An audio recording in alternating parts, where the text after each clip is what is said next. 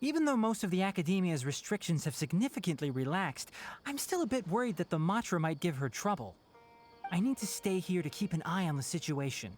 Kale, can you head to Sumeru City and find out why she isn't here yet? Does it have to be me? I'd only assign a job this important to someone I trust. Are you not feeling well? Oh no, I'm fine! I've completely recovered. It's just that if I'm going to see her, I think I need to mentally prepare myself first. I know. You'll have a tough time if you go by yourself. If we could arrange for someone to accompany you...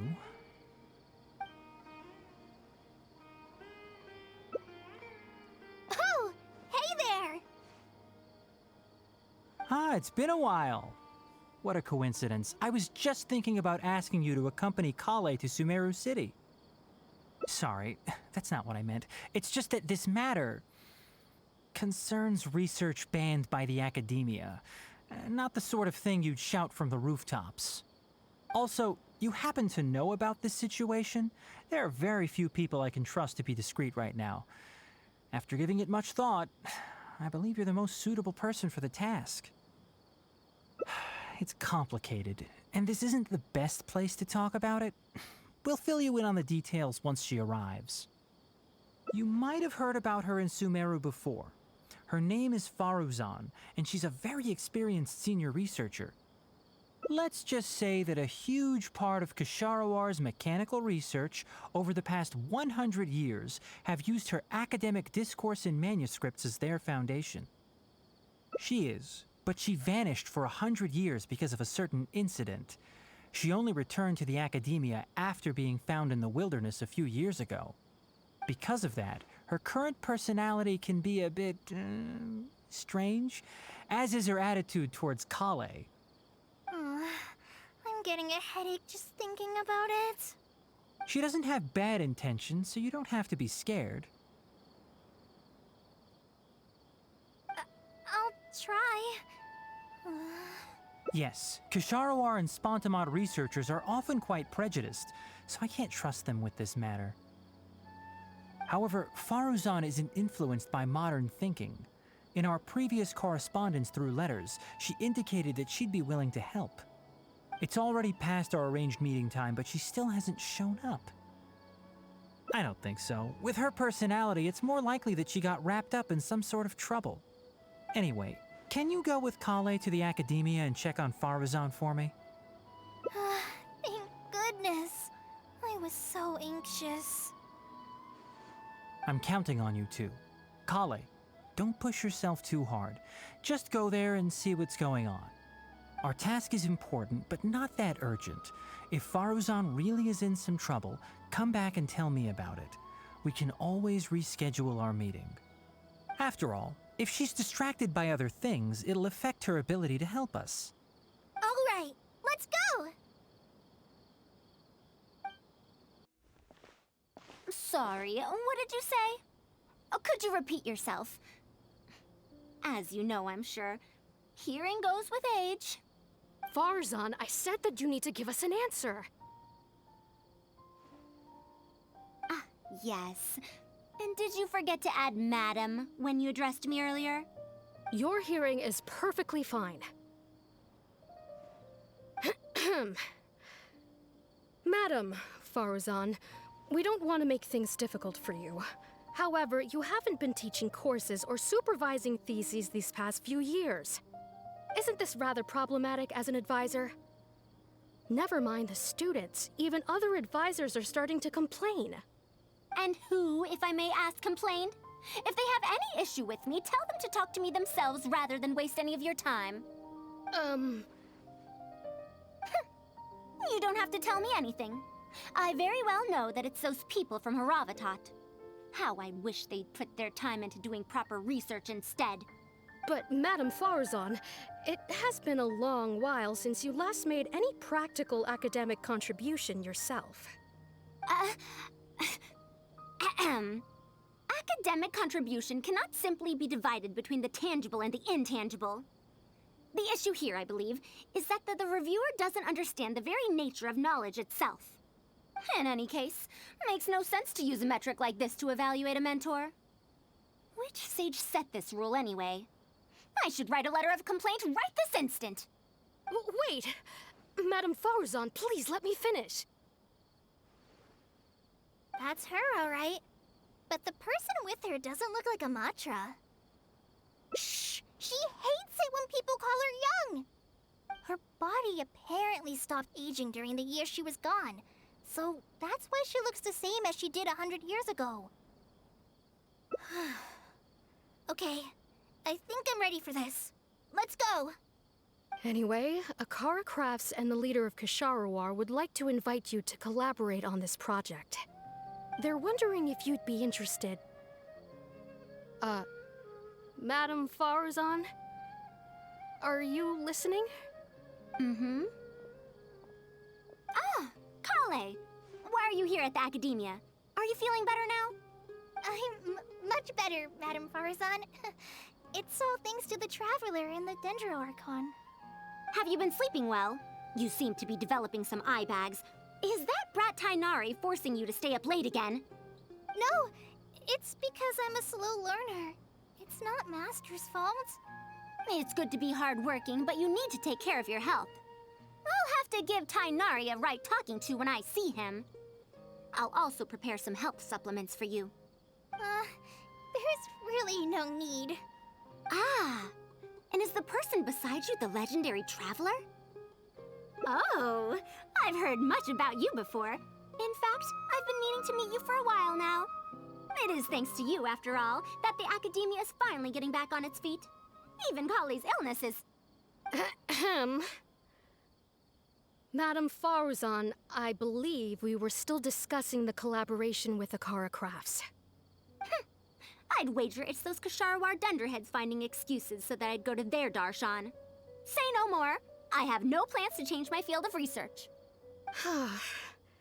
If you're this unwilling to participate in the collaborative project, you can also consider teaching a class. It might be difficult to teach a course with topics that only fall within Haravatat's subjects, but we can't delay this anymore. You need to give an answer. You can teach a course or participate in a collaborative project. If you don't do either, it'll be hard for me to persuade the advisors and students who have been complaining. Could you not give me a few more days to consider?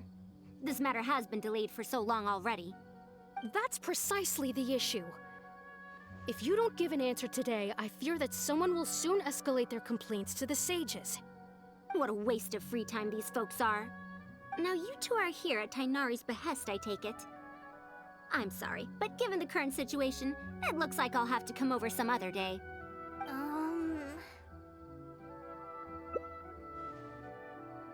Of course. I shall need some time to think as well.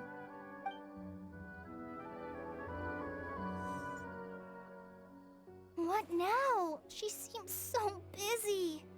Master said there's no rush, but I know that he's been busy working on something at Paradise DI, so he hasn't returned to Gandharvaville for several days now.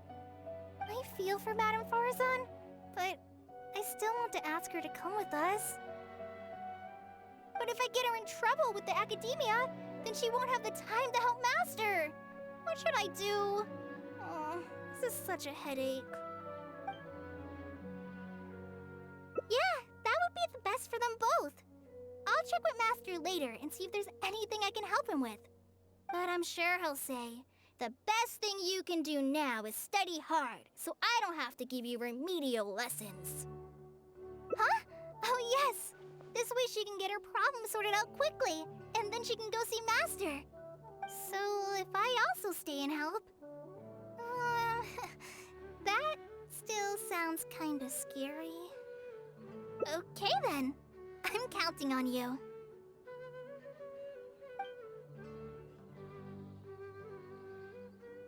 Huh. I have to teach students from Haravatat, or owe Ksharawar a favor. It strikes me that they might be even less happy about such a deal than I am. I think I can sympathize with them. We're back, Madame Faruzan. The Traveler said that she can stay and help you. Oh, why I couldn't ask for more. In fact, I'm rather curious about the type of person the Traveler is. You were the one who taught Azara a lesson after all. That said, will I be troubling you? Is that so? Good. It does so happen that I do have something I need help with. Now, should I apply to teach a course with Haravatat, or join the collaborative project that Kosharawar is proposing? Honestly, I don't want to choose either of them. You might have heard of it before. Haravatat is an academic faction that researches languages and runes. 100 years ago, Madame Faruzan was a researcher from that darshan. Now, not was. Still am.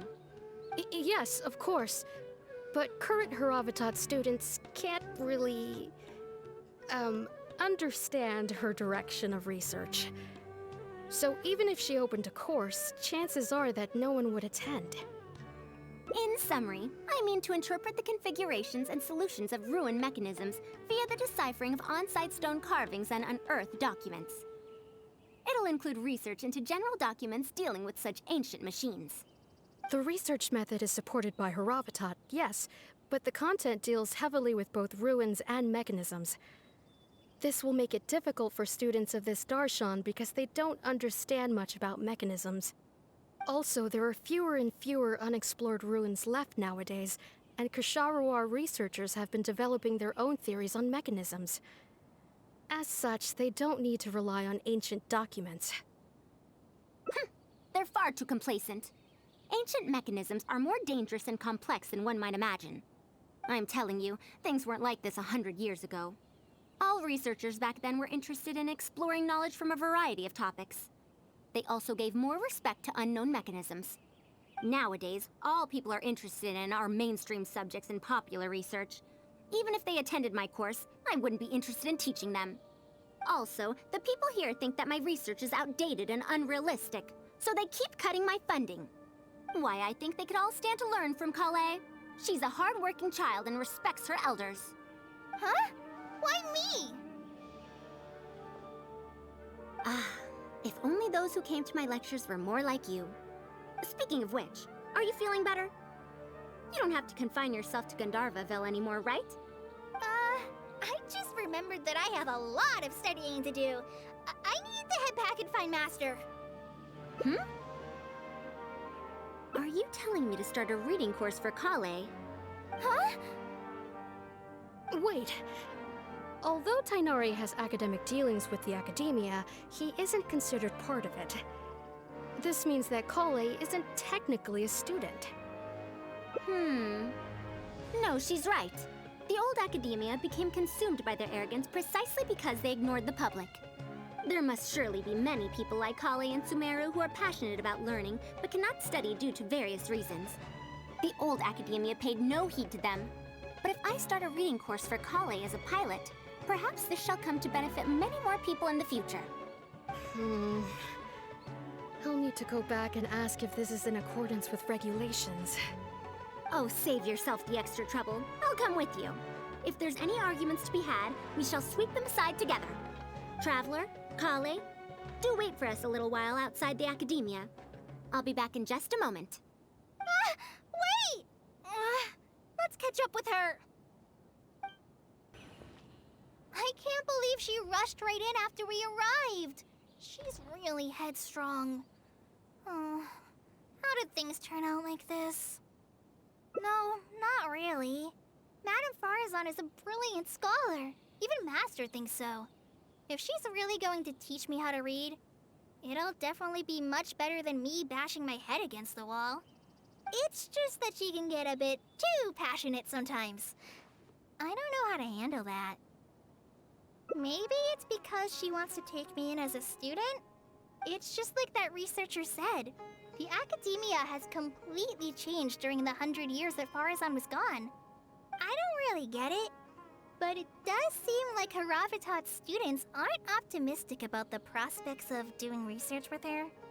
Students who are interested in mechanisms and applications of the elements generally enroll in Kosharawar and Spotamod. Madame Faruzan also refuses to accept random students just to make up numbers.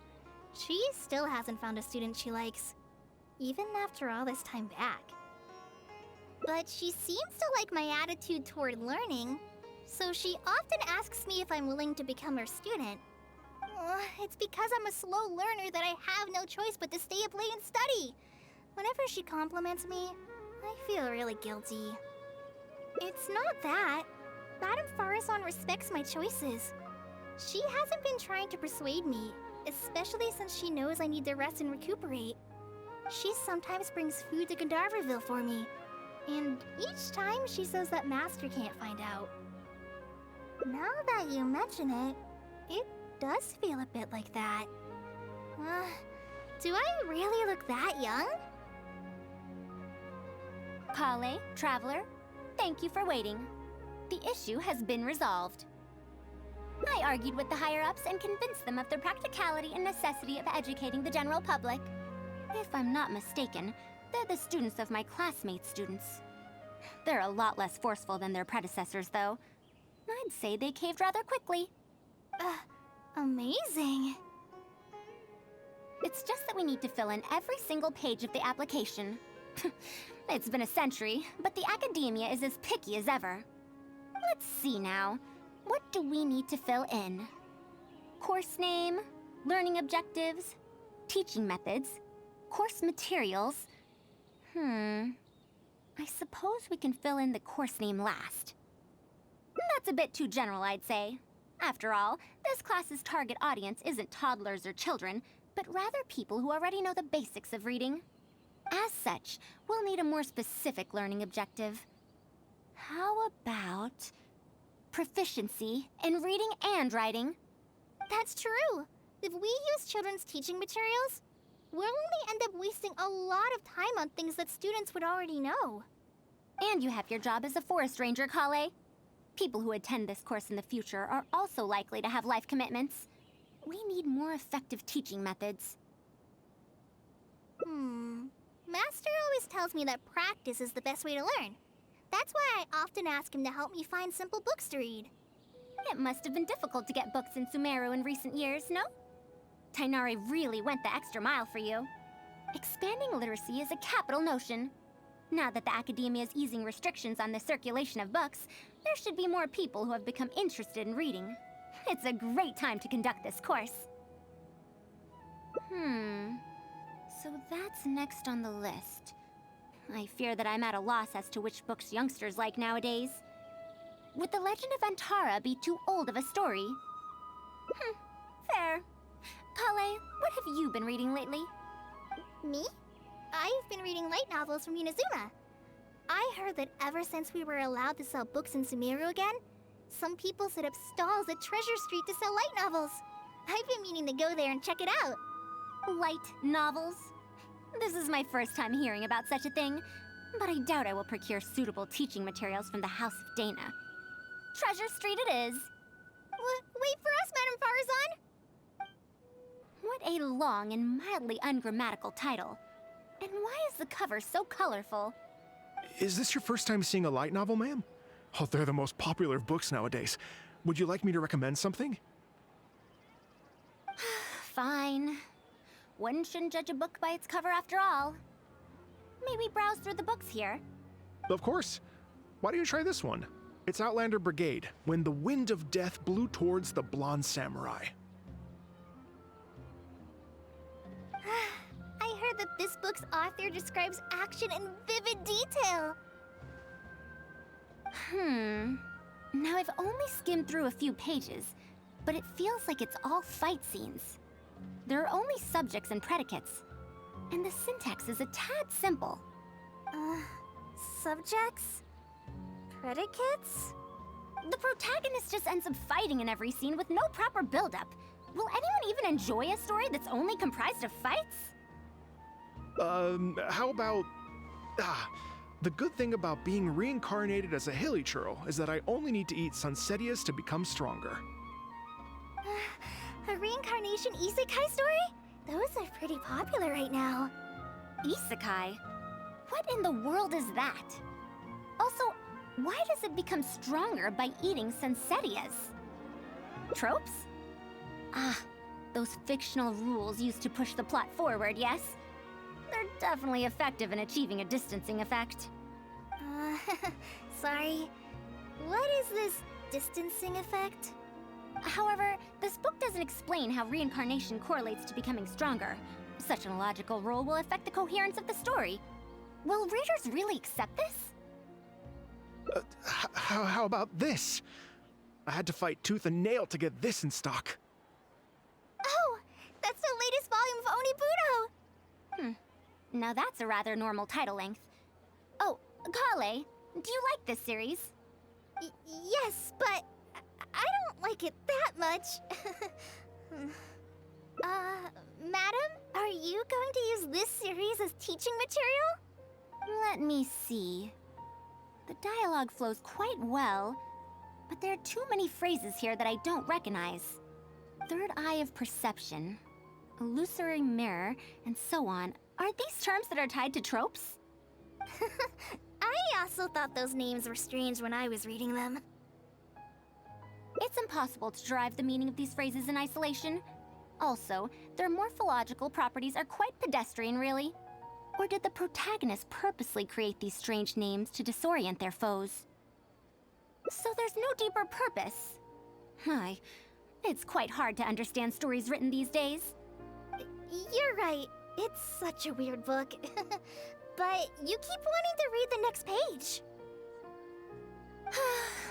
Even the most popular book in Sumeru back then had greater depth than anything written today. Yes, a Bahumano researcher wrote it while researching folk legends. The plot had many twists. The world building was fantastic, and even the writing could withstand scrutiny. When it was still being published, many people in the academia were reading it. Even the sages back then all described the story as a timeless classic. The series must have concluded after so many years, right? Perhaps it's even more popular now. Is there a book like that in Sumeru? I've never heard of such a thing before. What's the title? It's called Tales of Shariar. Do you sell it here? Tales of Shariar? I don't think I've heard of that before. When was it published? About 100 years ago. 100 years ago? Are you pulling my leg? What sort of book can remain popular for 100 years? The Legend of Antara is popular to this very day, isn't it? I just heard someone telling it a few days ago in a cafe.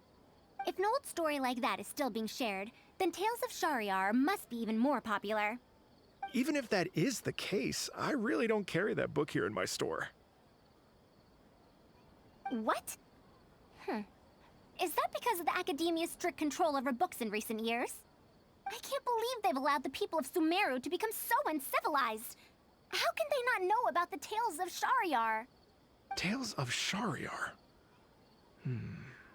Oh, wait! I think I heard an antique seller on the other end of Treasure Street mention that name before. I mean, it is a book from 100 years ago. Why don't you try asking for it there? Tales of Shariar is considered an antique now? How could the academia have let such an excellent work of literature be forgotten like this? Traveler, Kale, I'm going to get to the bottom of this. Let's meet at the antique sellers. Madam, wait! Oh no, this is bad. You asked me why I'm scared of Madame Faruzan, right? It's not because I don't know how to respond to her kindness. It's because I'm afraid of that ancient language she researches, because I can barely understand any of it. What if she uses ancient texts as teaching material? Even so, what if researchers from 100 years ago like to use ancient languages in their books? We've got to catch up to her! Found it! The 5th volume of Tales of Shariar! Wow, you actually found it! I never thought this book would ever get sold. All right, that's our teaching material secured. We also now know what to call this course. Analysis of Classical Texts. After all, this book is definitely worthy of being called a classic. Can I take a look? Luckily the language being used here isn't ancient at all.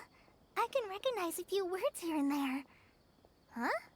But why aren't there pictures in this book? As long as the writing is good, readers won't need any illustrations to imagine the scenes. Worry not. I shall thoroughly explain the difficult sections. You'll like this book. I know it. After all this time, I wonder if Aaliyah and Aziz ended up together. And who obtained the Desert Gem in the end? Sir, do you have the subsequent volumes of this series? I don't think so. Is that so? And here I thought I could finally read the ending. Never mind, I'll keep searching for the later volumes myself. If I'm to use it as a teaching material, it's better to start earlier in the series. Where are the first 4 volumes? Why aren't they all together? I don't have those either. Actually, this is the only volume I have. Is this series really that popular? No. It's not popular at all. Rather, there's absolutely no demand for it. No demand? Impossible! Back then, I'd come across at least 3 groups of people talking about it during a single stroll at the Academia. Seriously? No one told me that this book was anything special when I first got it. Where did you get this from? Can you still contact the seller? I'm afraid not. This book was sold together with a whole bunch of antique furniture. I didn't even notice it initially. Otherwise, the Matra would have come knocking. Wait, is this book actually worth a lot? It can't be, right? That's impossible. No matter how strict the Academia was, there's no way Tales of Shahryar could have fallen into such a state. I do remember a passerby skimming through the book a few days ago. However, he simply sighed and left. He sighed? Why would he react like that? Given the quality of Tales of Shahryar, he should have been entranced after a single glance. I'm sorry. Traveler, Kale, please give me a moment. I'd like to look through this book first. Why is there another misunderstanding between Ali and Aziz? Also, why is there no mention of the Desert Gem at all? And a new character is introduced with no foreshadowing at all? Also, what are all these new names and terms? Is this really the Tales of Shahryar I know? Well, that passerby reacted in much the same way. It's Madar from the cafe over there. You know, the fellow who spends all day telling the legend of Antara. Since that's also a very old story, maybe he knows a thing or two about that, Tales of, whatever it's called. Then let's go ask around at the cafe. Huh? Madam Faruzan? Huh? Oh, yes. Let's go. Another day, another empty room. Excuse me? But are you Mada? Yes! Are you here to listen to my story? Well, we actually came to ask about something else. I see. Sorry. It's fine. I'm used to it, more or less. So, how can this terribly unpopular storyteller help you? Do you know about Tales of Shahryar? Huh? Tales of Shahryar? Why, I can barely remember the last time anyone talked about it. My master always talked about how incredibly popular that book used to be. However, I tried reciting a few chapters of it at the cafe, and I found that it's even less popular than the Legend of Antara. Your master? Yes, the one who taught me how to be a storyteller. He said that Tales of Shahryar was written by his master's master's master. He also said that this great-great-grandmaster was an academia researcher, and that even the sages liked the series. He wrote 4 volumes back then, and the reviews just got better and better. You couldn't find a single person in Sumeru who hadn't read his books. And then? What happened next? Why doesn't anyone know about Tales of Shahryar now? Oh, it's hard to tell when it comes to trends. One day everyone likes stories like that, and the next day their tastes change completely. Instead of writing a proper ending, this great-great-grandmaster kept trying to extend the story. To tap into popular trends, he added a lot of tropes. Then, starting from the 5th volume, the reviews started to go downhill. How could that be? Then what happened to Tales of Shariar in the end? In the end, there's no ending. The great-great-grandmaster tried to write a few more volumes, following whatever trends were popular at the time, but the trends kept changing right as he published his books. He got so infuriated that he stopped writing altogether and focused on his research instead. What? So there's no ending? The readers didn't care? By that time, only a very small number of people were reading Tales of Shariar. Anyway, my master probably exaggerated. How could a work possibly have been that popular? The only tangible thing my great-great-grandmaster left is the original draft of Legend of Antara. He also left behind many theses from his research phase. When my master talked about Legend of Antara, he'd even quote from those theses. My master is a much better storyteller than me. Even when we're telling the same story about Antara, he's always able to draw in a huge crowd. But even he won't recite Tales of Shariar due to its ever-changing writing style and its lack of an ending.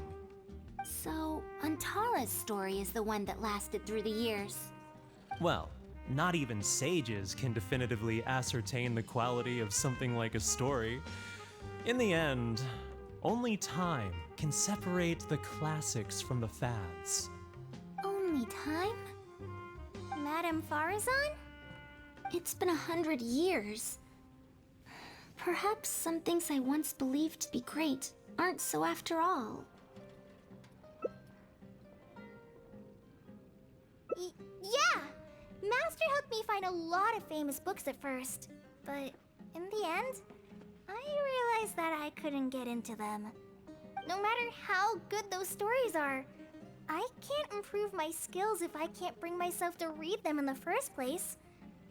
I think the best books for me are the ones I like. Huh. Indeed. That is true. Readers' interest in trends of a time are not things that are so easily predicted. What was popular 100 years ago could be completely forgotten in modern times, and yet 100 years as far as history is concerned is but a blink of an eye. If Tales of Shariar hadn't chased after trends and instead stuck to its original style from start to finish, it might have stood some chance of gaining renewed popularity. No, even if that didn't happen, at least it would be a work that was true to itself. Huh? Our conversation just got a lot more serious. I don't really get what you're talking about, but it does sound sensible. Looks like I also have to hang in there and tell Antara's story well. How unseemly. I almost got carried away because of a single book. Well then, we should get back to the matter of our teaching material. It looks like we can't use Tales of Shariar now. No, it's much too old. Oh. Kale, you found a book that you liked at the bookstall, yes? Yes, but I don't really... Then we'll use that book as our teaching material. Now that I think about it, using a book that you like is the most suitable choice for teaching you how to read. As for the academia, as long as we come up with an appropriate course name, we should be able to get away with this. My, it sounds like you've dealt with the academia before. Let's go with that. Now then, let's return to the book vendor in a bit and buy the latest volume of this Onibudo for Kale. Ah, but if I wish to use it as teaching material, I have to read it first. Huh? Speaking of which, other than third eye of perception and illusory mirror, I also espy some unfamiliar phrases from the reader's messages at the back of the book. Such things as, even if it reminds me of my dark history, I still can't help but be drawn in by the story. And the author has written all the things that I only dare whisper into a tree hollow. Why do people use dark history to refer to awkward or embarrassing memories? Is this some slang that was invented in the last century. If one of our learning objectives was researching linguistic changes over the past 100 years, it might make it easier to get these books approved as teaching material. Oh, I can tell you what that's all about. Apparently, in their youth, some people used to imagine themselves as someone burdened by fate, fighting against the world, etc. But as they grew older, they started to become embarrassed by such memories. Some would write those fantasies into novels, while others would entrust such tales to tree hollows. Mata? You know, I suddenly have the urge to hear a story about Antara. Huh? Why so suddenly? I knew it. There will always be people who love the golden oldies.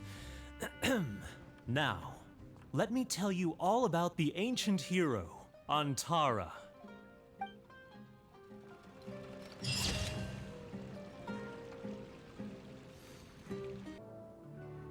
But if someone does complain to the academia, wouldn't it make Faruzan's situation more awkward?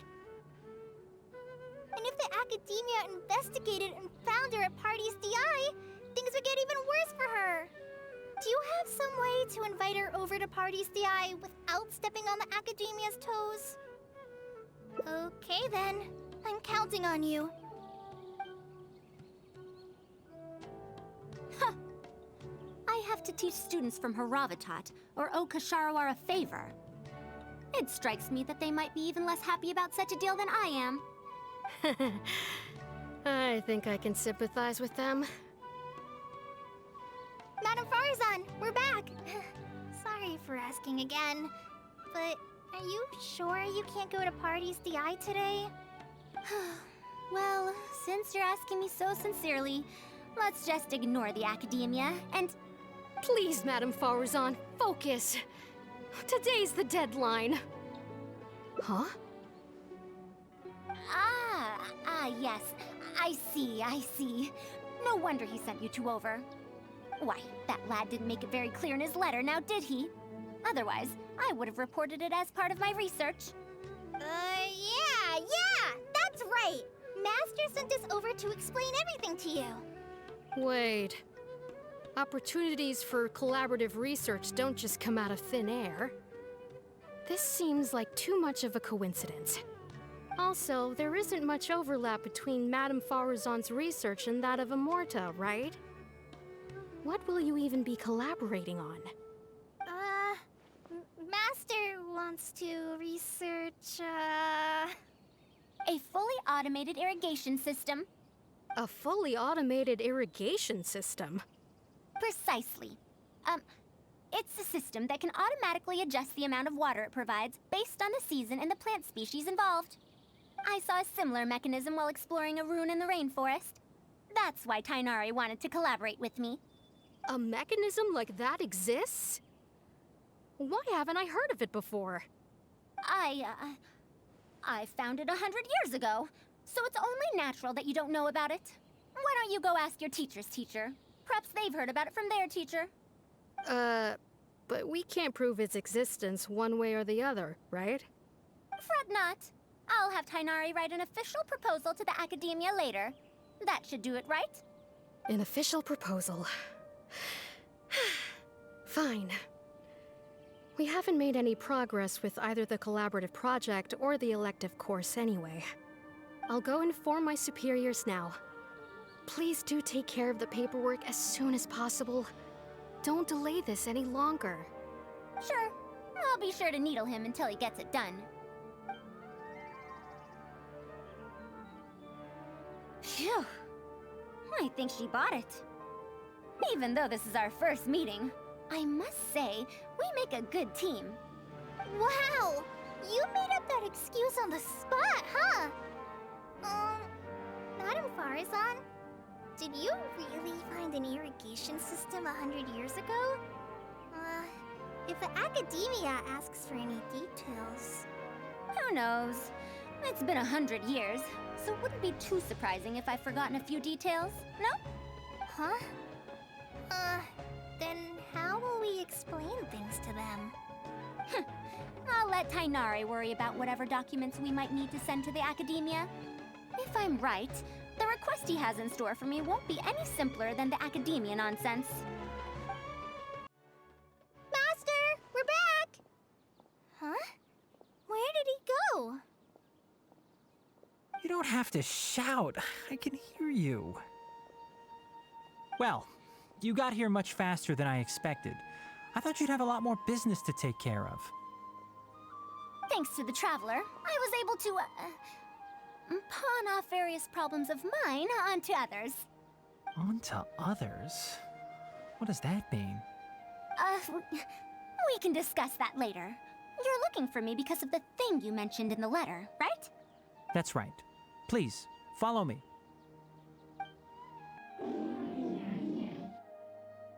A monster? Why is there a monster here? Don't be scared, Kale. This is the mechanical life form the Traveler and I saved a while back. Its name is Karkata. It's the final work of a late junior of mine. You mean Abatui? He must have been a genius to create one of such polish all by himself. It's uncommon that a Spontamod researcher is able to create such an intricate machine. If he were still around, we could probably chat the day away. What a shame. Something seems wrong here. Have you been maintaining it? Mechanical life forms are much more fragile than they look. Is Karkata sick? Karkata has been lying down like this since a few days ago. It could be an old malfunction acting up again. I've taken a few courses conducted by Spontamod before, so I've managed to perform some passable repairs on Karkata's energy supply module. However, it seems the issue this time is with its transmission. My knowledge can only prevent its condition from deteriorating any further, but Madame Faruzan, you should be able to find a way to repair it. Not necessarily. Mechanical life forms are created using techniques from alchemy, elemental science, and more. There are multiple modules here that influence each other. A simplistic knowledge of mechanisms will not serve here. You know that as well. Each mechanical life form is very different from the next. So even I cannot be sure if my understanding of mechanical life forms is going to be of any use to our little crab friend here. Karkata. Can you all go outside for a minute? I need a bit of space. Before I do a thorough check, everything we've just said is but conjecture. All right. We're counting on you, Madame Faruzan.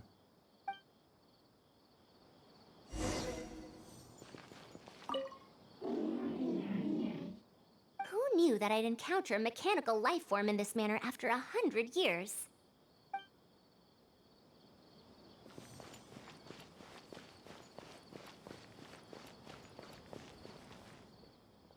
We'll wait here till Faruzan finishes her inspection. In the meantime, I'd like to talk to you about her. Her past, huh? Quite a few people in the academia know about what happened to her. Perhaps it'd be best if I'm the one to tell you. I've told you before that she disappeared for 100 years, right? From her perspective, trapped might be a more apt description. Her exact words were, That ruin was crawling with traps and coded inscriptions from wall to wall. I did all I could to decipher the code and deactivate the traps to escape the ruin, but there was no way out. I lost track of time and I ran out of pen and paper.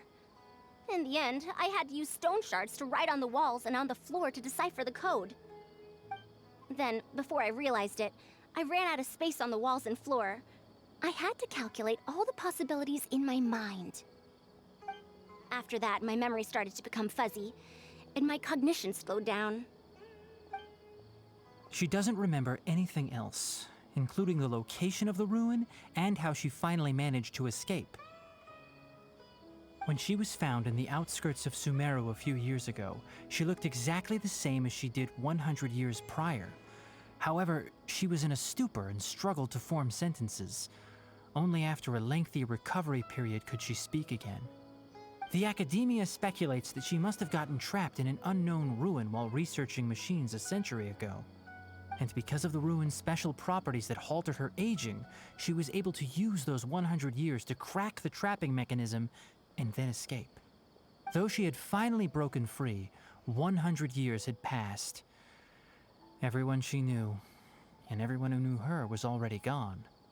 In the end, even the academia had to rely on century-old records in the Akasha to confirm her existence. Don't make that face. I'm not telling you this because I want to drum up sympathy. She wouldn't want others to pity her because of past events. Rather, she sees that period of entrapment as an experimental error. As a researcher, she must accept everything that results from her experiments, even if they don't fall within expectations. Even after going through so much, she's returned to Sumeru and still hasn't given up on her research. Due to changes over the years and drift in academic subjects, she holds some rather strong opinions about the current academia, and she has no shortage of detractors herself. What I want to say is that no matter what era we're in, Faruzan is a true senior researcher in every sense of the word. She has her own deep understanding of various ruins and machines. If there's a chance, you should talk about them with her. It'll definitely be helpful for your journey. Master, Madame Faruzan's done.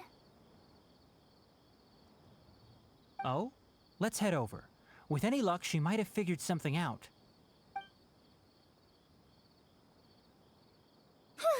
I never thought that I'd encounter a restitution module once again after 100 years. Abatui really installed quite a few impressive things on this. If my guess is correct, this mechanical life form has displayed attempts at self-sustenance before, right? Such as collecting parts to repair itself, for instance? It used them for something else, but as far as its design goes, it does have a function like that. I knew it. If I'm not wrong, Karkata's issue lies with its restitution module. Abatui's modified this module extensively, but the core parts and design philosophy are very similar to the principles as I know them.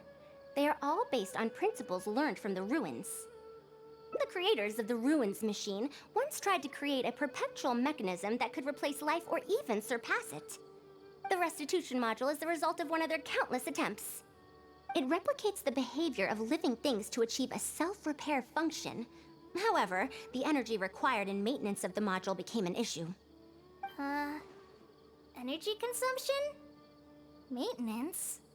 For example, a living thing's heart can deliver nutrients and blood to various organs. However, the bigger the living thing, the more powerful the heart needs to be. Once the heart is damaged, it'll be hard for that living thing to heal itself, and even the function of other organs can be affected. Thus, the attempt wasn't widely adopted. Even 100 years ago, I'd only seen it once before. Oh dear, this is going to be a problem. Based on my current research, I'll need to swap out the damaged parts in the restitution module to repair Karkata. But like I just said, the module is rare, even by the standards of ancient machines. Not only that, but there is very little related research documentation available. Finding suitable parts would be like trying to find a single gear in the vast desert, to say nothing of the difficulty in making those parts from scratch. One can only wonder where Abatui found the original parts. I might have an idea. Abatui was, for a time, quite passionate about excavating the Great Red Sand. This was when he had just gotten expelled from the academia. You mean to say he found a restitution module in the desert? Well, that is indeed possible. But the desert's huge! How are we supposed to find the parts that Karkata needs? According to the Academia's records, no similar parts have been found in the Great Red Sand over the past 100 years. If we want to try our luck, we'll have to explore ruins that have never been explored before. I do know that a Vahumana researcher formed an expedition team after the sandstorms and earthquakes subsided. They are now exploring areas of the desert that used to be difficult to access. Should we ask them if they've made any new discoveries lately? The chances are slim, but it's at least more effective than running around like headless chickens. His name is Raid. I think he's stationed at the northeast part of the Hypostyle Desert. Let's go look for him once Karkata settles down. Oh, you and Kale should probably stay. Karkata's condition may be stable, but it would still be better if some of us stay to look after it. Besides, you still need to take care of the trouble that the Academia left for me. Trouble from the academia? I thought you said you pawned it off to someone else. Wait, don't tell me. I'll let Kale fill you in on the details. I look forward to seeing your work, Tainari.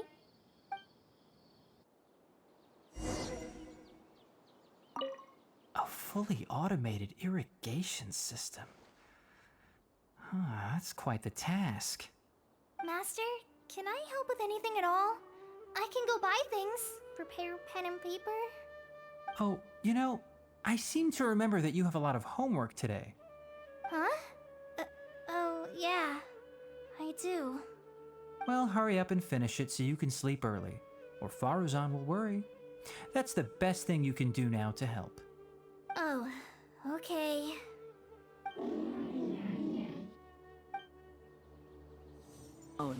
The desert doesn't take prisoners.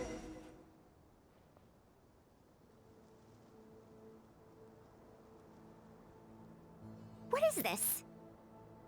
Halt! Mr. Raid's permission is required to proceed any further. That still won't do. Mr. Raid told us to keep people away from the ruins so they don't damage the site. Damage the site? I've excavated more ruins than you've visited restaurants. Which batch of students is Raid from? I want to see him right now.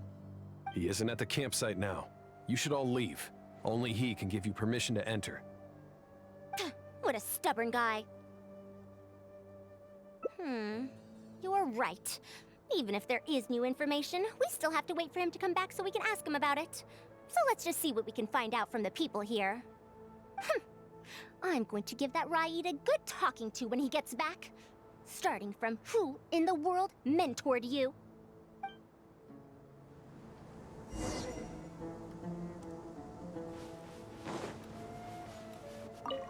That machine looks amazing!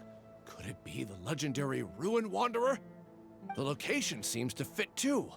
Might that legend actually be true?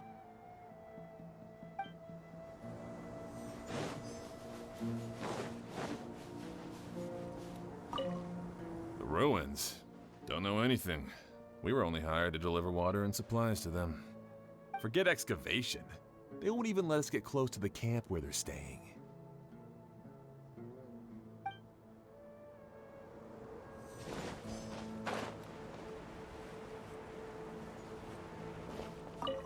This area used to be ravaged by frequent sandstorms, but it's been calm lately for some reason. They say that this was done by a single traveler? But seriously, is such a thing even humanly possible?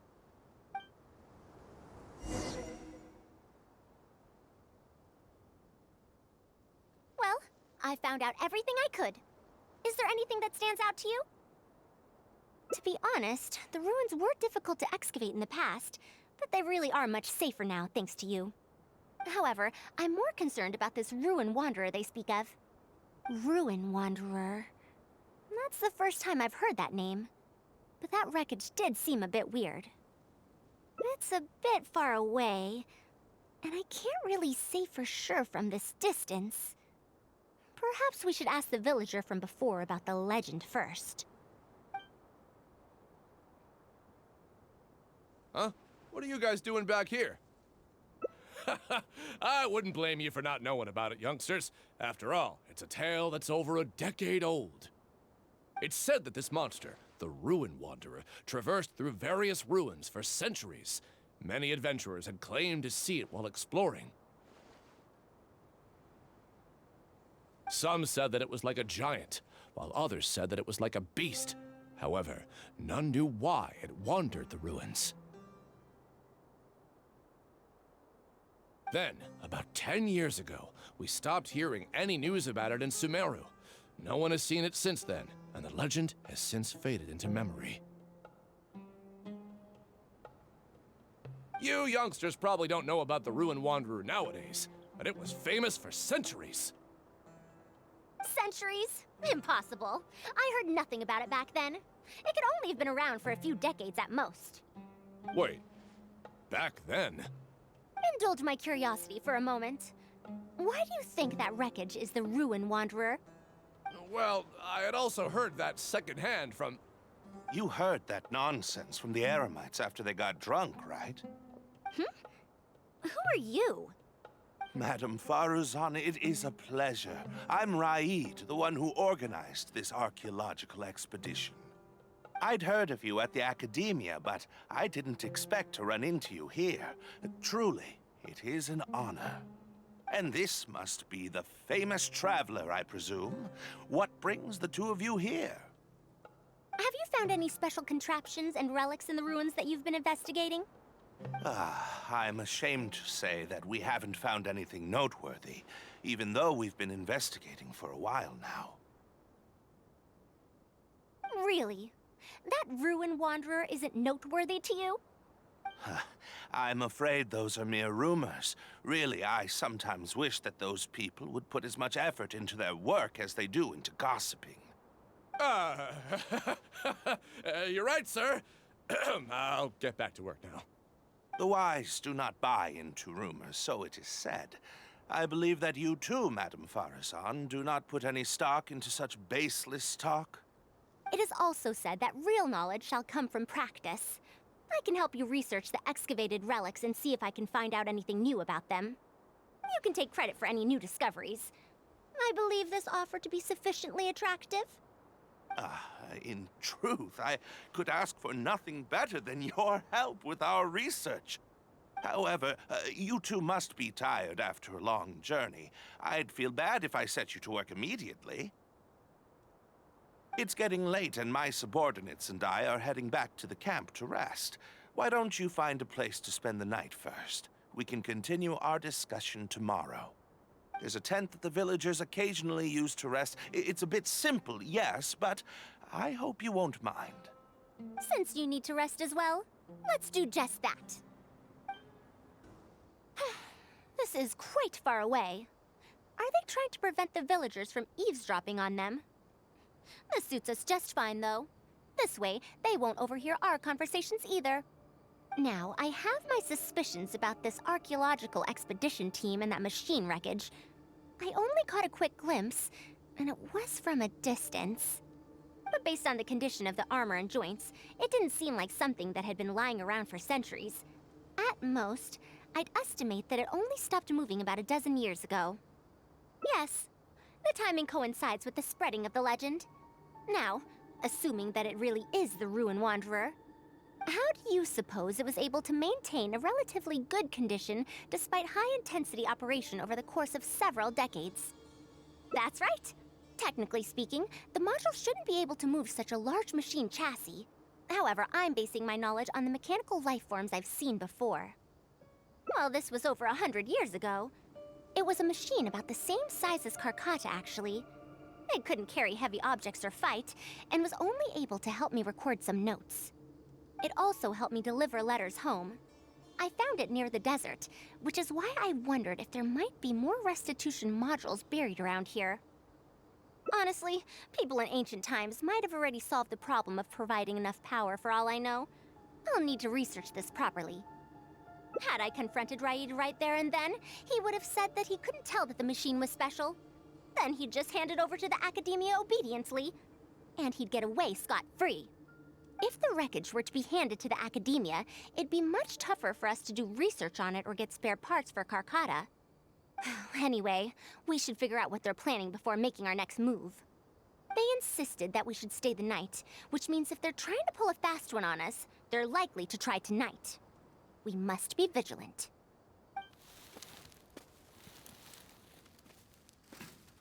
Are those sounds coming from the excavation site? I knew they wouldn't be able to wait. They must be scared that we might discover something tomorrow. Not a single person guarding the campsite. This must be quite the manpower expenditure. I'll see if they left any clues behind at their camp. Keep watch and help me stall them if it comes to that, would you? All right. I'm counting on you. Why isn't the tent here yet? We need to switch it out tonight. It's still on the way. I'm afraid this is the first time we're delivering such a huge one. You good-for-nothings are just a load of trouble, aren't you? We wouldn't have to deal with these interlopers if you had kept those lips of yours from flapping. Hurry up and hide our current tent and deliver the new one to me tonight, no matter what it takes. Huh? Who's there? Uh, I'm sorry. I'm just a bit upset because my subordinates aren't doing their jobs properly. When did you get here? It's nothing. Just a tent. We didn't pack up all our tents from the last campsite. Some of them, along with a few people, have been left there. Someone damaged our current tent, so I'm trying to get my subordinates to get one from that previous campsite delivered here. The relics in the ruins are highly valuable, so I'm worried that treasure hoarders and bandits might try to steal them. Since the tent isn't here yet and I can't fall asleep, I came here to patrol. Well, these things are antiques after all. There will always be people interested in buying them. I hired so many people precisely because I was worried about that happening. Speaking of which, I'd like to ask, is the Academia really aware that you've traversed through the desert to come here in the middle of the night? Also, where's Faruzan? Why isn't she with you? I'm right here. Also, you forgot to address me as Madam.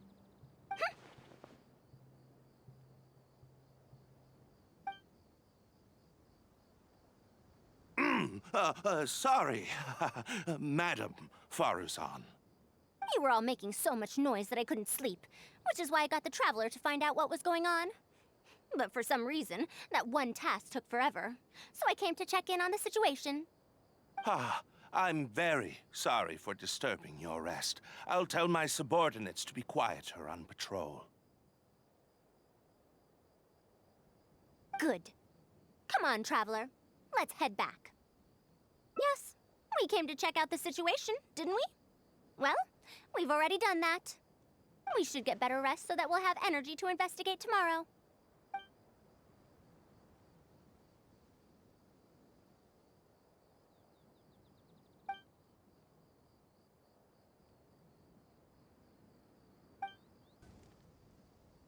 Thanks for dealing with them. Now, I found something good on my end. These are the excavation records from their campsite. According to them, the ruins have been raided before, with numerous traps and contraptions having already been triggered.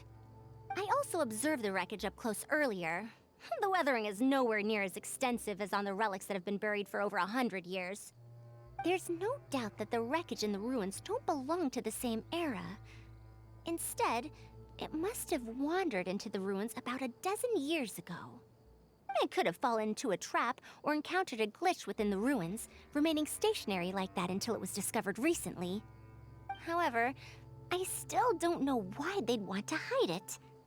I have no doubt that the researcher could definitely reach the same conclusion I did. The last few pages of the excavation records are written in code, which I still need time to decipher. The answer may lie within those pages. It's just wordplay. And if anything, that's my wheelhouse.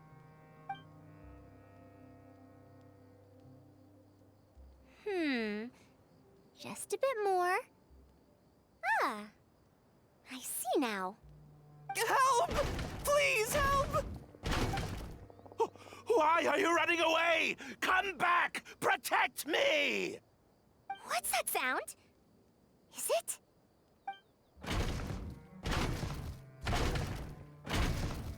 The Ruin Wanderer?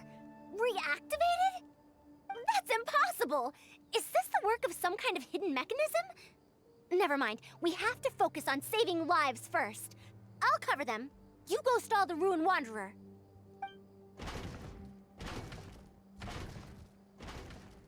What? It ignored the Traveler? Why is it chasing after us?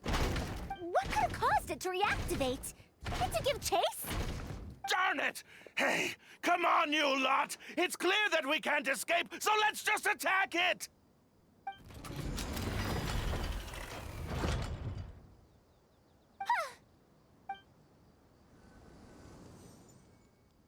It stopped?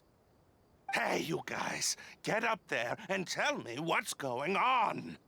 But what if it suddenly moves? You good-for-nothings! Why is everyone I hired so useless? Move! I'll do it myself. Looks like this thing's parts can't handle the load of functioning anymore after years of disrepair. When it first reactivated, I was wondering if it'd be as amazing as the legends had pegged it to be. I didn't expect it to be so much weaker than it looks. How disappointing. Disappointing, you say? Now, is that because you won't be able to sell it for much? Faruzan, you may be my senior as an academia researcher, but that doesn't mean you get to slander me. You wrote these excavation records, did you not? Or perhaps calling it a ledger might jog your memory a bit better. I don't recognize that thing. January 3rd, excavated 5 tents. January 5th, 3 tents sold. January 10th, 1 special tent pre-sold. It must quickly be switched out with an old tent. You're supposed to be an archaeological expedition team, and yet here you are, secretly selling the relics and profiting from it. When you believed that you had found the wreckage of the Ruin Wanderer, you tried to switch in wreckage that you had excavated previously to pull the wool over the Academia's eyes. After all, there would probably be many wealthy buyers interested in purchasing the legendary Ruin Wanderer in the black market, yes? And then we arrived just before you could finish your work. That forced you to speed up your plan, and you tried to complete the switch overnight before I could investigate the wreckage. In your haste, however, you accidentally activated the Ruin Wanderer instead. Did I get that all right? I don't know what you're talking about. You lack the curiosity befitting a man of knowledge, nor do you have respect for mechanical life forms. You're not fit to be a researcher. Ridiculous.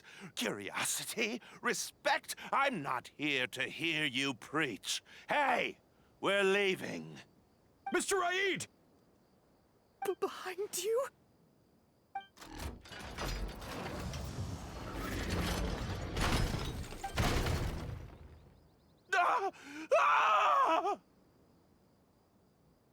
Why is it moving again? Run!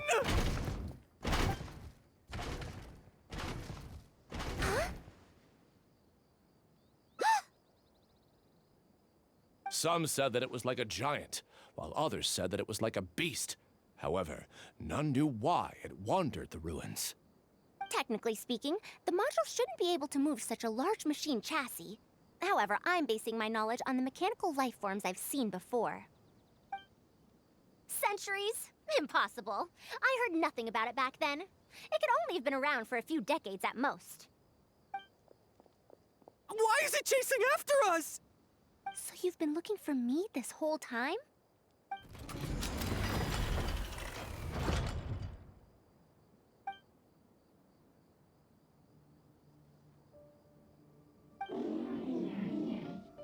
Long time no see, Tamimi. Dear Faruzan, I hope you're doing well.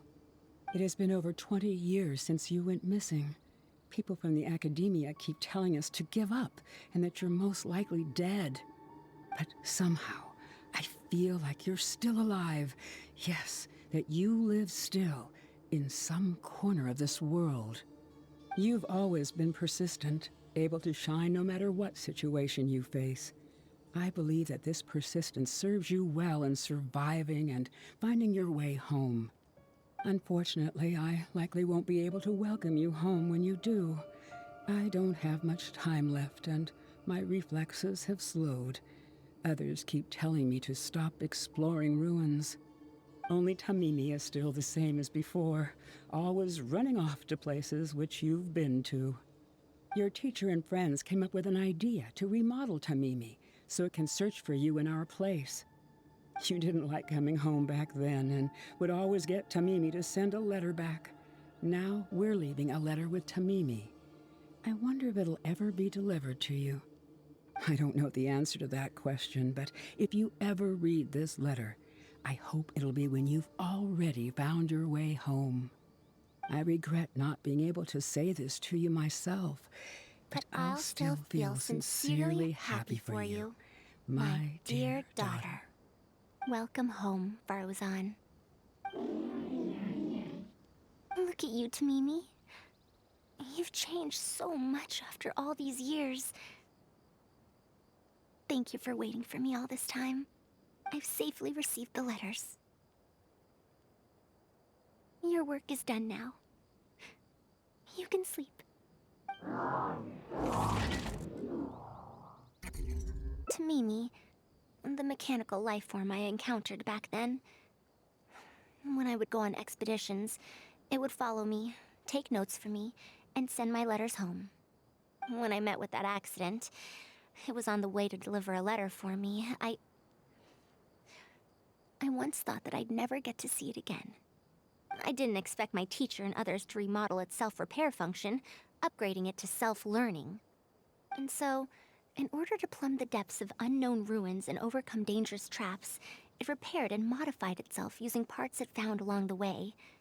One decade of wandering became many, and soon, Tamimi, which used to be incapable of even moving heavy objects, became the Ruin Wanderer.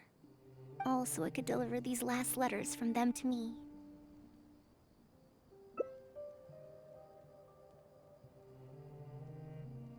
The strain to support such a huge body must have turned out to be too much for your heart, right? Even after the remodeling, its restitution module still can't function perfectly in perpetuity. It has been pushing itself beyond its limits over the past few decades. Just like a living being, mechanical life forms have a limited lifespan. It probably became trapped in the ruins all those years ago because its shelf life had run out. It most likely only reactivated because it detected my presence. And then it mustered up everything it had to deliver that last letter. Now, it can finally rest in peace.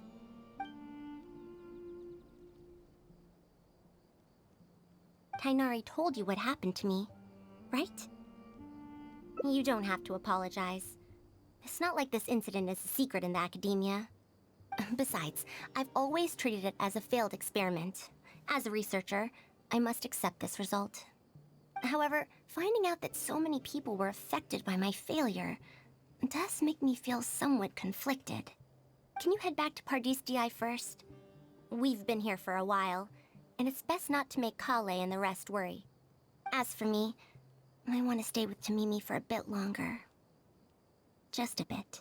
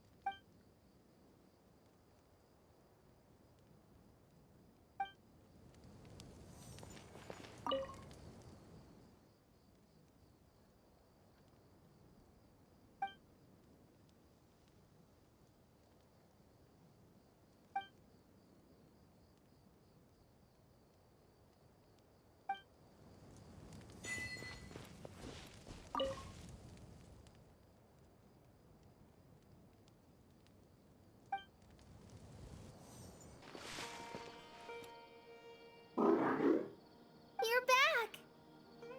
How was your journey through the desert? Wait, where's Madame Faruzan?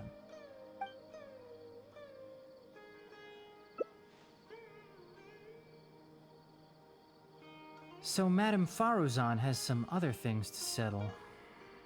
Alright. And to think that Raid was doing all of those things on the sly.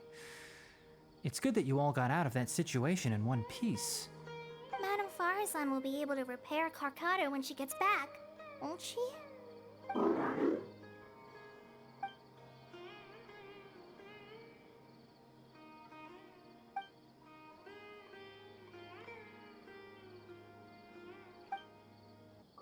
back! What? Is there to be no welcoming party? Madame Faruzan, we're over here! That's more like it. Now, here are some components I brought back from the desert. Switch these out with the ones Carcata is using right now, and it'll be back in ship shape. So this is a relic of an ancient civilization? Unbelievable. Thankfully, it didn't end up in Raid's unscrupulous hands. Unscrupulous, huh? Sounds like like you already told them what happened. Is that so? Thank you. We will talk about everything else later. It's nothing. I've already given all the evidence we have against Raid to the Academia. They're going to be very busy. Too busy to bother us, I'd wager. I'll start repairing Karkata then. Kale, can you help me out? Of course!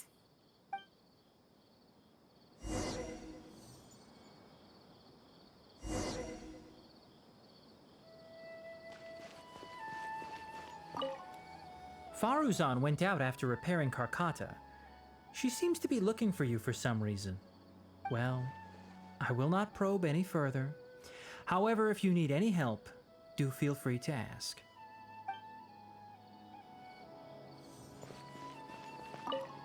It looks fine, but even so, it needs to properly rest up.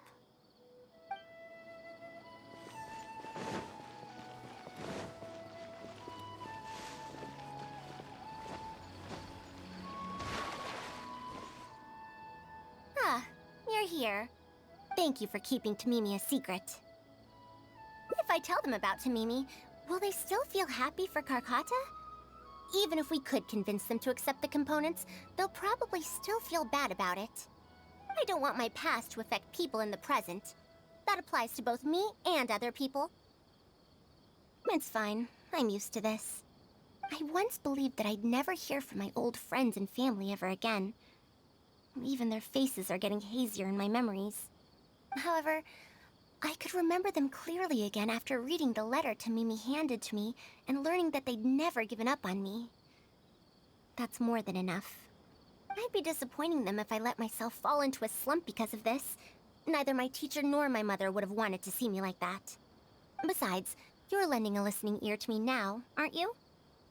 Oh, Pardeus DI looks pretty scenic at night. Will you take a stroll with me? Once Karkata's condition stabilizes, I'll find a chance to tell Tainari and Kale about all that. But for now, just help me keep this secret. Thank you. Whether it's 100 years ago or now, I have people who worry about me. I suppose I should consider myself quite fortunate. The only time when I felt otherwise was when I had just returned to Sumeru. No one came to check up on me then.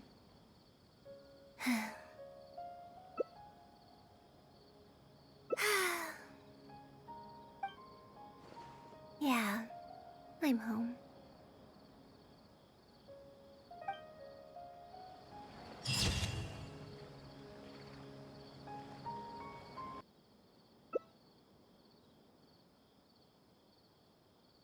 Oh no. She finally got to reunite with an old friend from 100 years ago. But As a researcher, she could perhaps accept it.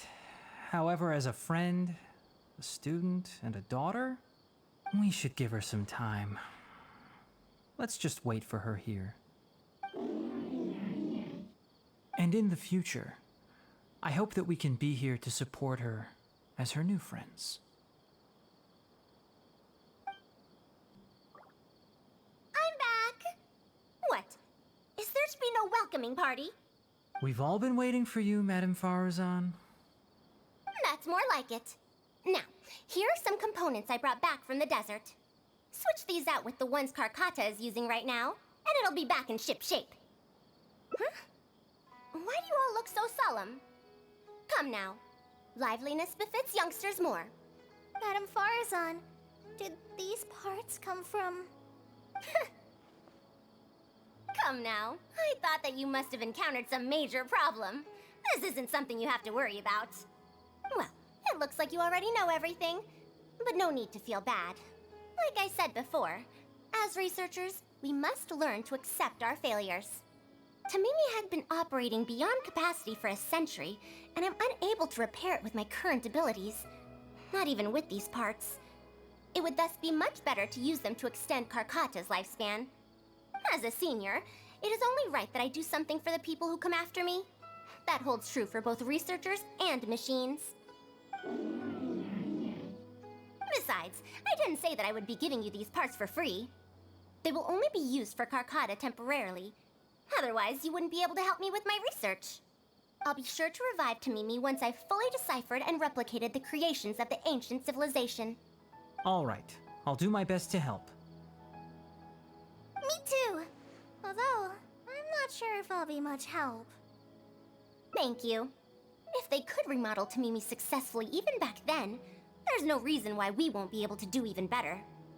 And when that day comes, I'll be sure to say, welcome home, Tamimi.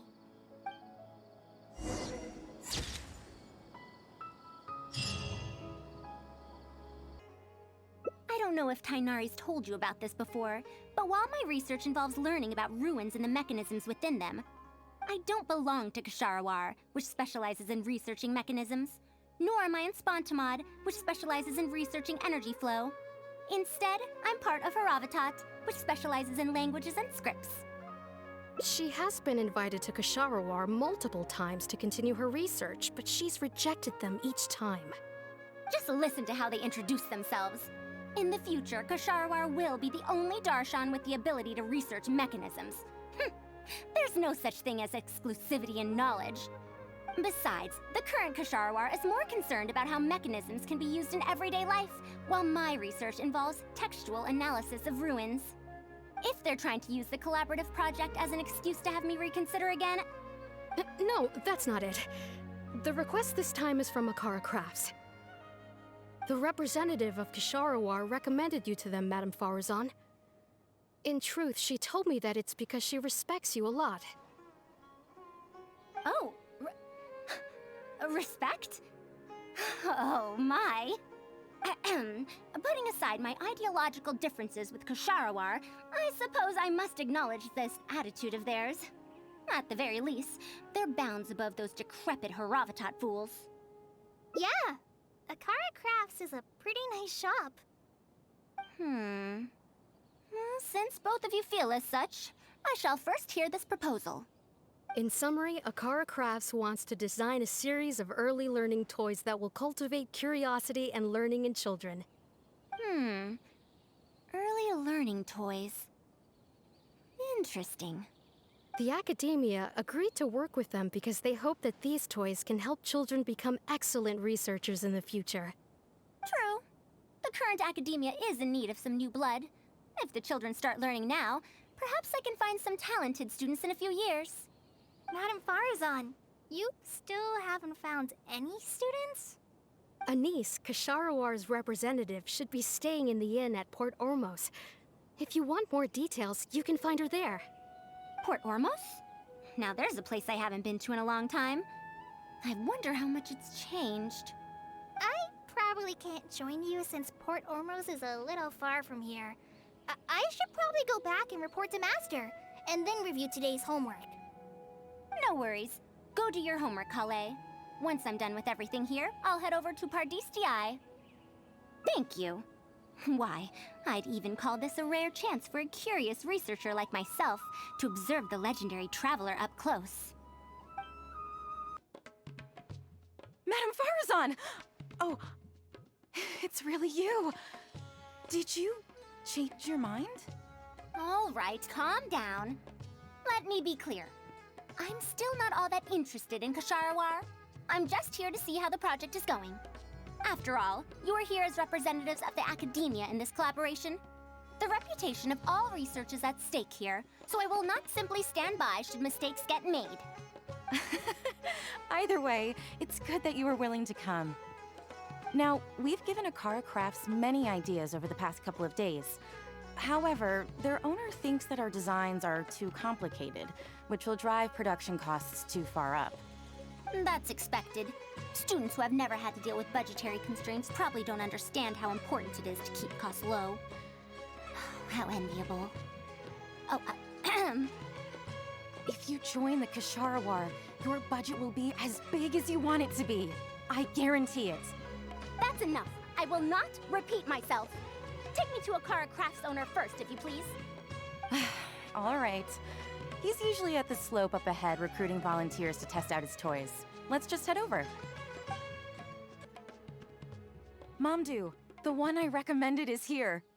Oh, so you're, Madame Faruzan? Yes, that's me. Ah, wonderful. We haven't been able to make any progress on our collaboration recently. We've made many suggestions, but Miss Anise thought that those ideas were too simple and wouldn't be effective in training the mind. These early learning toys are meant to help the academia train future researchers, after all. If they're too simple, then how are they any different from regular toys? But if they're too complicated, not only will they be expensive to produce considering our production capabilities, but they won't have much broad appeal to Sumeru's children either. So the design can't be too complicated, but it can't be too easy to play with either. I remember that in your notes, many contraptions have managed to fulfill complex functions despite using simple parts. Maybe we can do something similar with these early learning toys. The contraptions in my notes? I didn't create those. I simply took the contraptions in the ruins apart and analyzed them. But now that you mention it, the ruins did have things like that. Do you have a pen, paper, and scissors? I'll make a paper prototype. You have an idea already? I suppose I should have expected as much of a respected academia senior researcher. We do have those. Yes, please, help yourself. Oh, you're done already? Let me explain. These 3 thick lines represent 3 poles. These paper strips of varying lengths represent rings of different sizes. They can be slotted onto the poles and stacked up like a tower. Well, that is easier to make than I expected. So, how is this game played? That's very simple as well. You just need to shift the tower from this pole to another pole. Isn't this a little too simple? Even by the standards of an early learning toy, I mean. Of course, when moving each ring, the paper strips in this case, you must follow one rule. You can only move one ring at a time, and you can't place a bigger ring on top of a smaller one. It's like building a tower. The rings in the 3 poles must be stacked from big to small. I named this toy Pagoda Stack. Pagoda Stack. That sounds way too simple. Even I feel like it's missing something. Give it a try and you'll find out if it's simple or not. I heard from Anise that you find volunteers to try out the toys, right? Why don't we do the same for this game? It's such a simple toy. There's no need to... Mamdu, let's just do as she says. Okay, then. And that's how you play this game. You can all give it a try. Let's see who's able to move the tower to another pole in the smallest number of steps. You called everyone here for such a simple toy? It doesn't look like it'll take that many steps. Come on, we all promised to help Mr. Mamdu test out the new toys. He said he'd give us new Genius Invocation TCG cards. Ugh, fine. Let's get this over and done with so we can head back and play cards.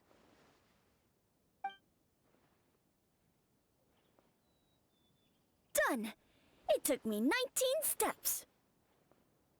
Huh? It took me over 20 steps. I only needed 18 steps. Not bad. Looks like you're all familiar with the rules now. Then let's increase the difficulty. The next tower will be 5 layers tall. Now then, give it a shot. Wait, there's more? Well, since we're already here, why don't we just give it a try? An extra layer shouldn't make it that much harder, right?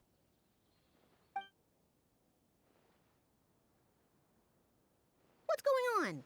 I've already moved over 30 steps, but I'm still not done yet. I'm almost done. Looks like I'm the faster one this time. Done! It took me 35 steps. What? How?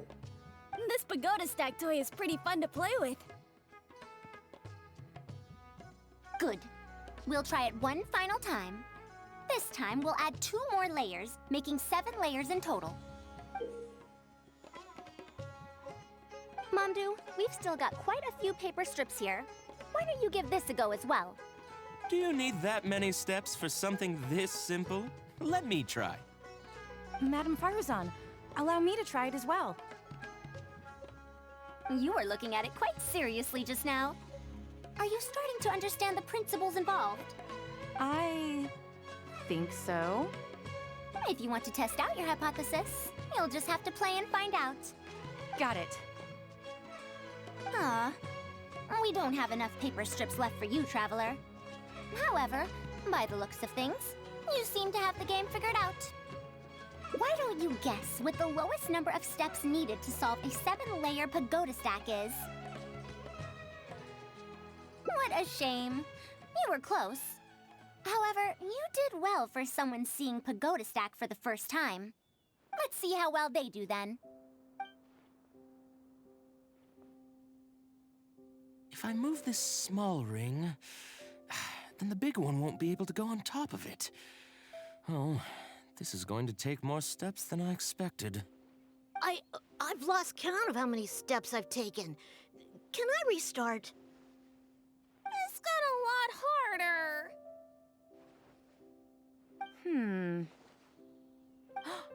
I solved it! Madam Faruzan, it takes 127 steps in total. That many? But there are only 7 layers.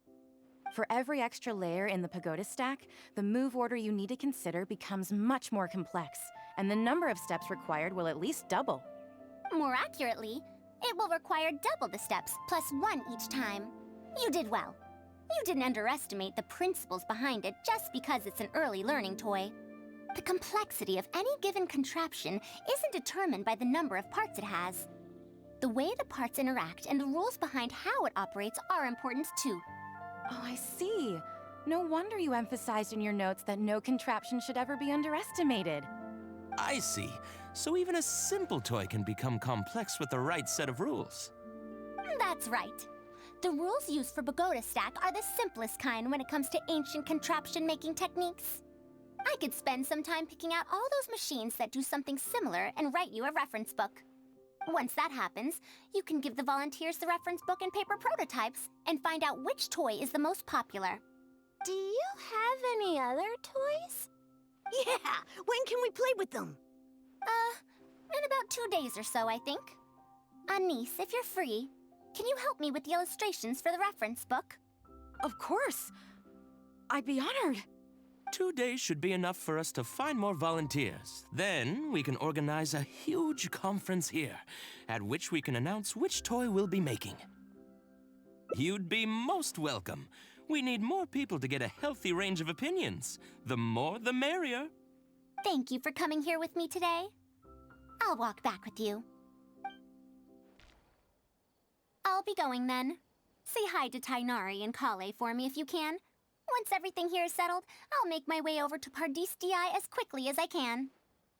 You want to ask why I'm unwilling to join them, yes? Putting aside the fact that they're too full of themselves, I actually have no issue with their research methodologies and approach. After all, knowledge is either right or wrong. Superiority and inferiority do not come into the conversation. All researchers are just doing their best to shed light on the unknown in their respective fields of expertise. No matter what corner of the unknown they shed light on, it's a step forward for us all. Because I believe wholeheartedly in that principle. Even if the others call my research useless, as long as the knowledge I gain from it is accurate, it could become useful in the future. In the end, useful and useless are concepts that shouldn't be used to evaluate knowledge. When I first started deciphering ancient documents, I didn't think about how it'd be useful to Kasharawar. That's why there's no need for me to join them to do useful research. I'd rather stay in Haravatat. It's much more convenient for me to access the materials I need for my research here. Still, the funding that Kasharawar has offered me is so hard to get in Haravatat. Perhaps if this collaborative project goes smoothly, I can even ignore Haravatat and ask for a higher budget directly from the academia. Oh, I could come up with lots of ideas. With Anise's help, 2 days will be enough for our work. However, I'm still undecided as to the style of the reference book's text and illustrations. right. If no one understands the reference book, it doesn't matter how detailed it is. It's better to make it simpler and fun so that children will be interested in the subject. It'll also make it easier for me to recruit students in the long run. Thank you. I'll take your opinion into account. See you in 2 days. Oh, you're here. We're just starting to set up the venue. We've called up everyone we possibly could have. This is going to be quite the event. My masterpiece is going to be exhibited after all. Let's see what the Academia shall say about it this time. And if we activate this little mechanism just like that, a Sumeru rose will appear at the top of the cane. Oh, I see. I thought it came out of thin air. It's amazing. If the mechanism was bigger, you could make a rabbit appear, right? Then you can't use a cane. Could you switch it out with a hat or something? You're applying what you learned creatively. Not bad. Let's look at the next page. If you fold an origami bird like this, it'll fly further and more stably. Whoa. You can make a mechanism using just a piece of paper? The principles at play are even more important than the parts that make up a mechanism. These are pretty cool. I'm tempted to try them out. I'm not that interested in toys, but if they'll be beneficial for children's development... Everyone, we have paper prototypes and craft materials that you can use to make your own toys. Come try them out. This is such a well-prepared event. I'll give it a go. But we want to play too! It's fine. We have a lot of paper prototypes and craft materials. All feedback is also welcomed.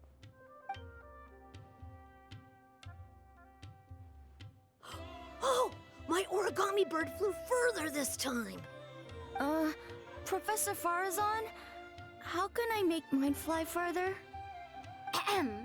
Just Madam will do. Maybe in the future, you may indeed get the chance to call me Professor. You may wish to pay attention to these few details. Here, for example.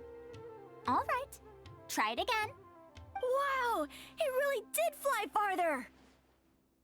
Madam Faruzan, will we learn origami at the Academia? Of course you will.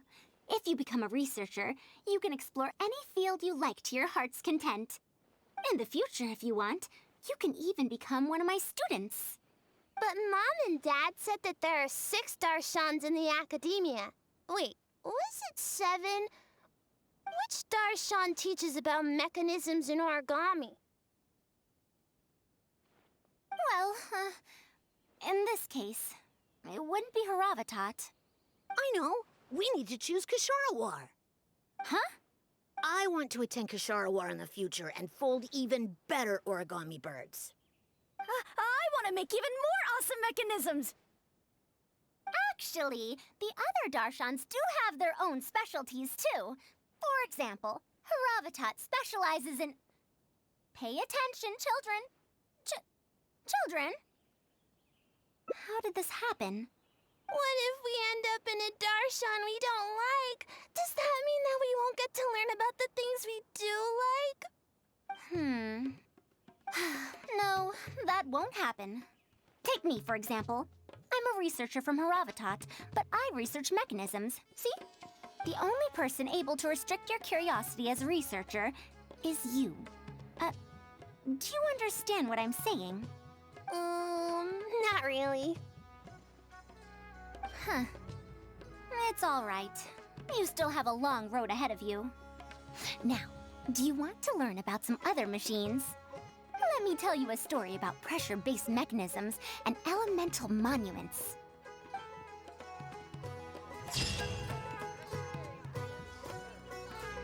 I'll be going then. Say hi to Tainari and Kalev and Nice. We haven't had much time to get to know each other, but she seems like a good kid. She's able to calmly figure out the basic principles behind something without being influenced by others. I'll do my best to teach her over the next few days. Still, how much she learns will really depend on her. Well, her interest lies in the application of mechanisms. I do have some old knowledge to share, but if we think about the future, it's easier for her to learn the things she's interested in if she stays in Kasharawar. My research into mechanisms is, in a sense, a side effect of my research into ancient texts. If she becomes my student to learn how to make modern contraptions, it wouldn't benefit either of us in the long run. However, if she develops an interest in deciphering ancient texts over these next 2 days, that would change things.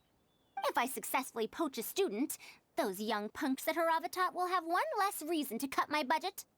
Perhaps if this collaborative project goes smoothly, I can even ignore Haravatat and ask for a higher budget directly from the academia. Oh, I could come up with lots of ideas. With Anis's help, 2 days will be enough for our work. However, I'm still undecided as to the style of the reference book's text and illustrations. You're right. Explanations are a core part of early developments, too. By using detailed and accurate illustrations, we can impart knowledge more effectively. It would also make it easier for me to recruit students.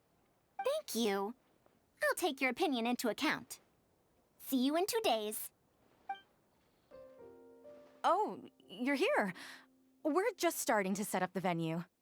We've called up everyone we possibly could have. This is going to be quite the event. My masterpiece is going to be exhibited after all. Let's see what the academia shall say about it this time. To sum up, the 24 forms of pressure-based puzzle mechanisms were used in various ruins.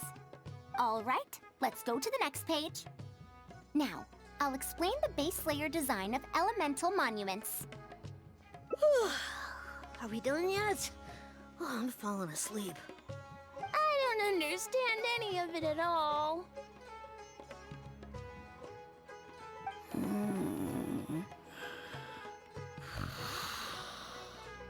Are these really toys? They sound a bit too dangerous to buy for children. Oh. Well, we've prepared paper prototypes for everyone. If you're interested in the mechanisms Madame Faruzan's talked about, you're more than welcome to try them out. Oh, this is no fun. Can I try another toy? I want to go home and play Genius Invocation TCG.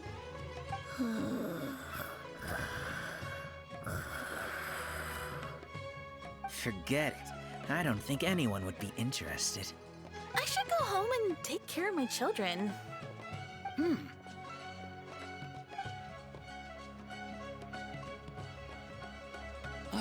How did this happen? Forget about getting opinions from others. No one even wanted to stay and try them out. I'm sorry. I think we miscalculated. No, you simply gave suggestions. I was the one who decided to follow through. Anise, too, was only following my instructions. I will find a way to make up for this error. Please, give me some time. I'll write another reference book. Excuse me, but are you the one who wrote this reference book? Yes. Who are you? Ah, you're that man Mountain who was in the crowd just now. Do I stand out that much? Well, I guess I don't look like someone who'd have anything to do with toys. Let me introduce myself. I'm Kamal, the branch master of Sumeru's Adventurers Guild. What's the branch master doing here? Were you looking for us, or did something happen? I came to Port Ormos to visit some old friends. On the way over, I saw the booklet you were handing out, so I came to take a look. Can you print a few more copies of this booklet and sell them to the Adventurers Guild? Also, could you make full-fledged models of those paper prototypes and sell them to us as well? What does the Adventurers Guild want with these toys? You may see them as toys, but to adventurers who need to deal with all sorts of machines and contraptions within ancient ruins, this booklet is a true treasure. We have many members who can't read, so books are of little use to them. What they know of handling mechanisms has been learned solely through word of mouth. Even if the academia granted public access to all their books, there are people who can't use them. Ah, and our booklet is practically all pictures. Well, it is designed for children. It might be a bit too difficult for children, but it's perfect for adventurers. Also, those paper strips, you called them paper prototypes? If you can make wooden versions for demonstration purposes, even the most illiterate person would be able to follow along and understand. If we can supply a model set for each branch, and if each adventurer carries a booklet with them, then ruin exploration will become much safer. You really think so? I mean, yes. I always knew it. Knowledge will always be needed, one way or another. Making models of contraptions for the Adventurers Guild? To be honest, that sounds like a good avenue to explore to me. We'll probably have to send in a separate application, but it shouldn't be an issue. After all, this concerns safety during the exploration of ruins. It's a problem that the Academia is actually trying to address as well. Then let's cut to the chase and discuss the details of our first order. The amount we're offering to pay in advance is this much.